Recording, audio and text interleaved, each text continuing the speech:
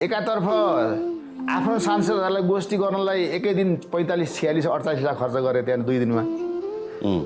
तर हर्क साम्पाङले चाहिँ एकै दिनमा 44 लाख रुपियाँ त्यही 45 लाख चाहिँ के गर्न ल्याए त?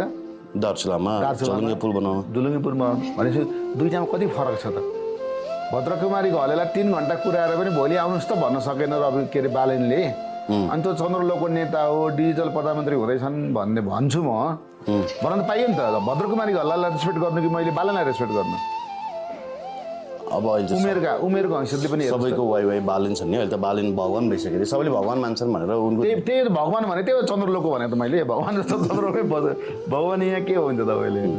एकपटक के हो भने हामी नै हो क्या त्यो राष्ट्रपाकै मान्छेहरू त। हामी नै के गर्थ्यौँ भने माधव कुमार नेपालको एकीकृत समाजवादीले कहाँ गएर चन्द्रगिरीमा गएर कार्यक्रममा त्यो एक छाकको खाना यति हजार भनेर महँगो देखाएको थियो नि त। यस्तो महँगो गरेर गर्ने हो समाजवादीले भन्थ्यो हामीहरू। राष्ट्रपति तर सिद्धान्तै छैन, ठिकै हो भने उसको सिद्धान्त नहुँदा त महँगो गर्नु पायो।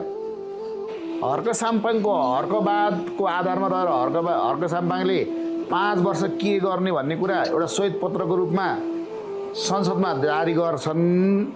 त्यो सुनेर प्रधानमन्त्रीले त्यसलाई साल्युट हान्छन् बालेन्द्र शाह भयो भने। भनेपछि उनको हामी अहिले कुन छ हर्कवादको प्रचार प्रसारको फेजमा छौँ नि त हामीहरू।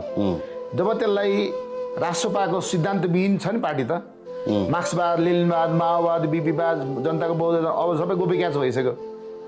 अब एउटा हर्कवादको अहिले चर्चा भइरहेको छ, हामी त्यसमा चर्चा गर्छ तपाईँ। हामी त अभियानमै लागेका छौँ। त्यो हर्कवाद भनेको हर्कजीको व्यक्तिगत सम्पत्ति अब रहेन के। त्यसलाई सिद्धान्त के बोकु भनेर सिद्धान्त खोजी हिँडेको राष्ट्रपालाई संसदभित्रै गएर हर्कवादको ट्युसन पढाइदियो भने हर्कजीले 5 वर्षको प्लान सहित ल यसैलाई एब्सेन्ट गरेर लिएर जाओ भने हर्कवादले पूर्णता पनि पाउन सक्छ। त्यसैले हर्कजी तपाईँ अब सबै काम छोडेर हर्कवादको अन्तर्घौलन हुने गरी घाँस बाँस कपास शिक्षा स्वास्थ्य सुरक्षा अथवा प्रकृति संस्कृति प्रविधि मिलेर जीवन बन्छ, त्यसैबाट हो सुखी र खुसी हुने भन्ने कुराको एउटा श्वेत पत्र बनाउनुहोस् र त्यो त्यहाँ प्रस्तुत गर्नुहोस्। मैले यति प्रचार गर्दैछु तपाईँको श्वेत पत्र आउँछ भनेर कि मान्छेहरू हर्कजीले के श्वेत पत्र ल्याउँदैछन् त अब यसपालि हर्कवादसँग अन्तर्घोलन गरेर त्यसलाई राष्ट्रपाले हुबहु स्वीकार गरेर गयो भने ठिक छ। होइन भने 5 वर्ष पछिको लागि अथवा स्थानीय चुनावको लागि अथवा प्रदेश चुनावको लागि हर्क साम्पाङको त्यही मुद्दाले हर्क साम्पाङले जित्छन्। फेरि त्यही श्वेत पत्र लागू गर्नलाई मलाई 2 दिइदेऊ भन्दा लेखेको त्यहाँ। त्यही श्वेत पत्र लागू गर्न मलाई 2 दिइदेऊ भन्न थाल्यो भने यी सबै